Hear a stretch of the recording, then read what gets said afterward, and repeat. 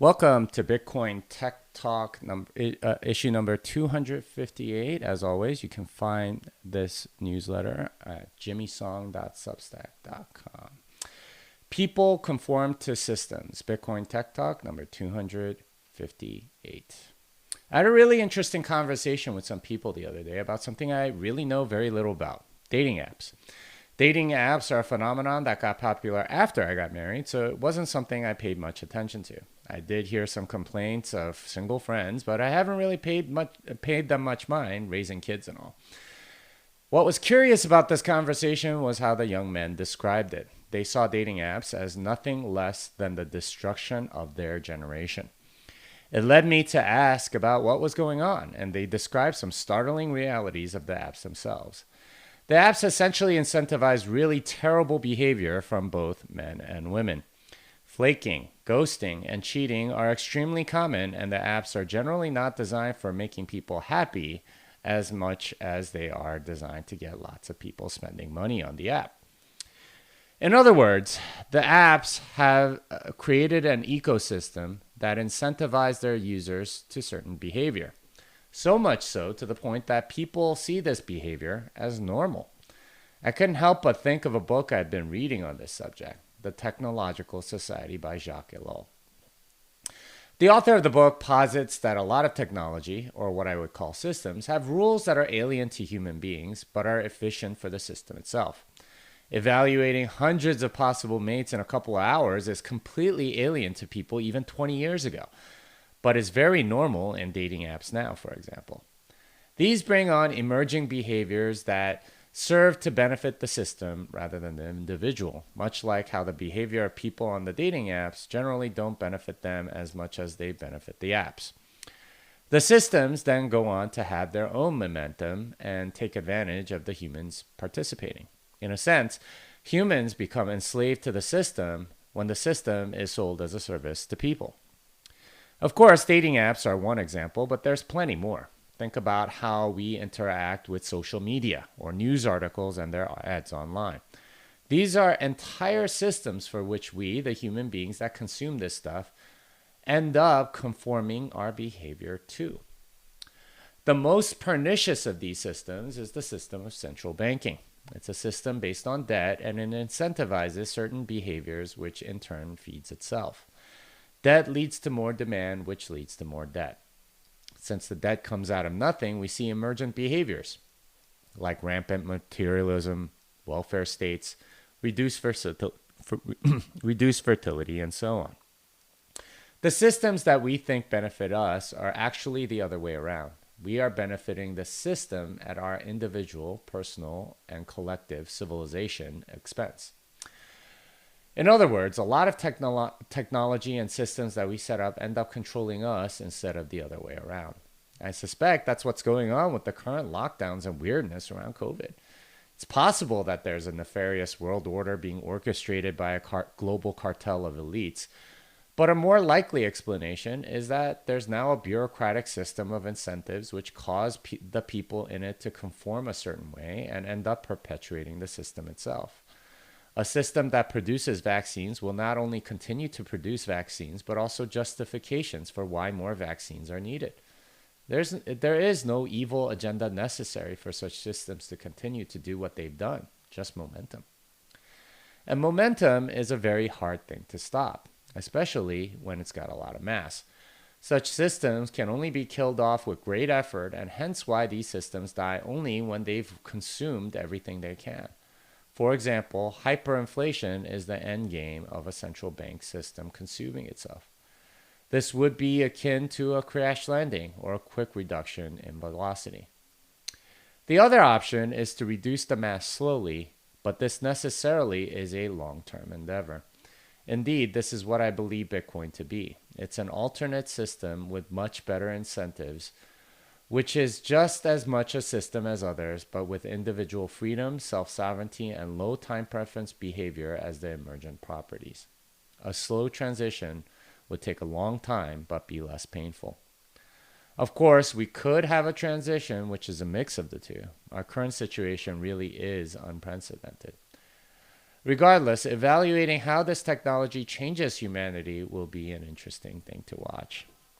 So, if you haven't read The Technological Society by Jacques Ellul, it really is uh, a thought-provoking, series of thoughts around technology and what it does to people. Because, as he says, like we live in completely foreign environments. Like pretty much everything we do is artificial. Like humans, lived in the prairie and hunted animals, and lived in caves and stuff like that. And we now are living in homes, stuck in front of screens, and on phones all day, like driving in cars. It's just a completely alien world to what our biology, kind of is suited for. So, he argues that all of these things, all of these new technologies, like cause conforming behavior, which sort of like take out the soul, sucks out the soul from us, and it causes sort of like this deep despair that we can't really quite identify. But it's because we're enslaved to these technology systems when they're really sold to us as benefits to us. Anyway, great stuff. It led me to think about like how much central banking controls us and how much we're a slave to it. It's a technology like anything else. Bitcoin is unique in the sense that it seems to be a technology that's on the other side of the ledger. It's not all bad for humanity. It seems to be taking us back to sort of like better roots and so on. All right, let's talk about Bitcoin. Bitcoin 22.0 was released. This includes I2P support, BEC 32M support, and a bunch of RPC command updates. The I2P support is great as that's an alternative to Tor and allows for some redundancy in node privacy. This is also the first major release with Taproot support, which is only a couple of months away from activating. As more developers contribute, I'm excited that a lot of the cleanup tasks like updating RPC commands are getting done. 22.0 is out. Upgrade if you want to. I think the I2P support is interesting because it is another sort of like different privacy layer than Tor might be. So, it's got a completely different architecture. So if Tor ever gets compromised by the U.S. government, I think I2P is what we would switch to. So there's some redundancy there, which I like. Carl Johan Alm has proposed a different way to update BIPs with BIP extensions. The idea is to have updates to BIPs be separate from their original improvement proposals, as many in the past have had substantial updates. HT wallets and Taproot come to mind. Extensions allow older standards to still be documented.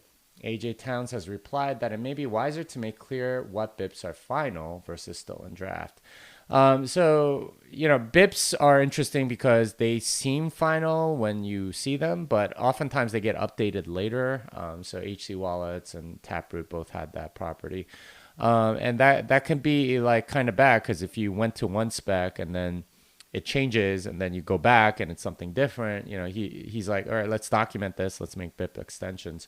So I see his point, but I also see AJ's point because, when they're first published, they're usually in draft status. And then when they're finalized, they're in final status. And if you update it after final status, then you should really have another BIP and so on. So there's good points on both sides, but a good discussion overall. There's a new way to transition from Bitcoin to sats using the sat comma standard. This is a way to help people see both the Bitcoin and sat value at the same time. So for example, 100,000 sats would be denoted 0.00 comma 100 comma 000.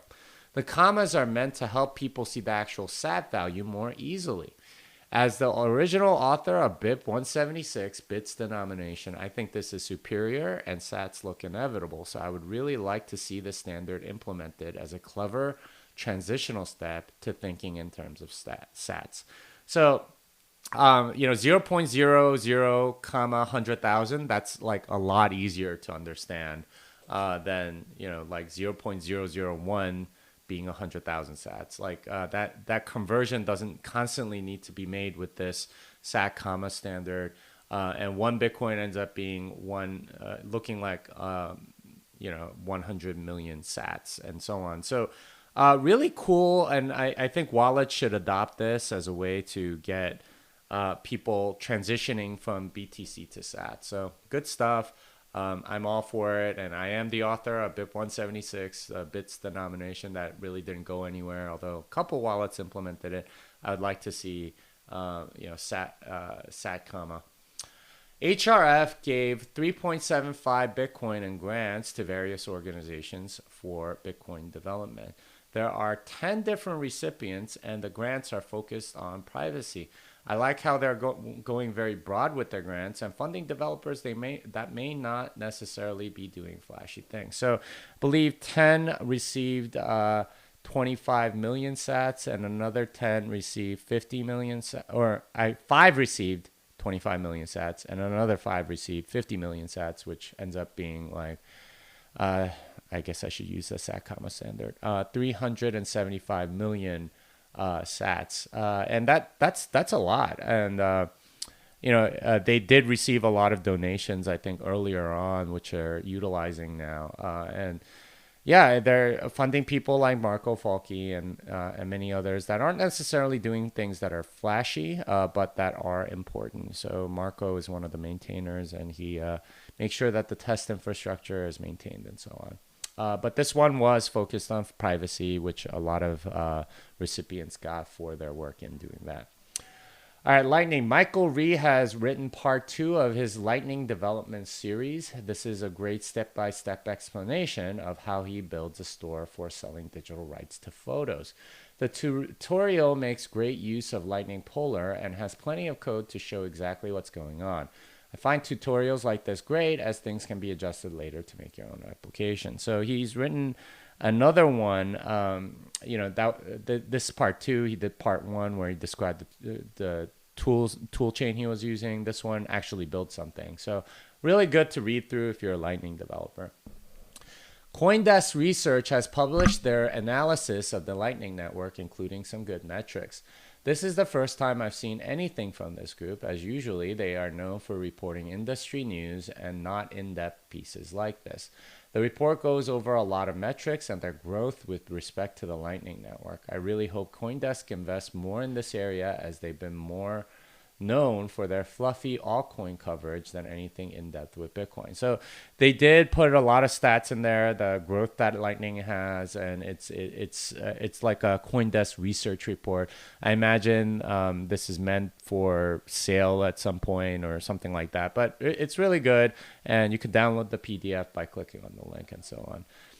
Roy Scheinfeld shows how one family is getting closer with the use of Lightning. Matthew Haywood has been around the Bitcoin space and has a tech background. The story in there shows just how useful Bitcoins can be for allowances, microtransactions, and content payment instead of ads.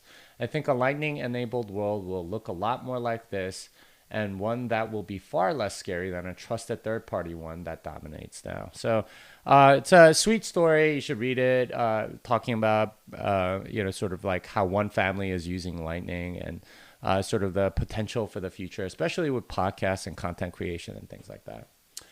All right, economics, engineering, etc. Alex Gladstein has another great read on El Salvador. This is on the heels of El Salvador declaring Bitcoin exempt from capital gains taxes.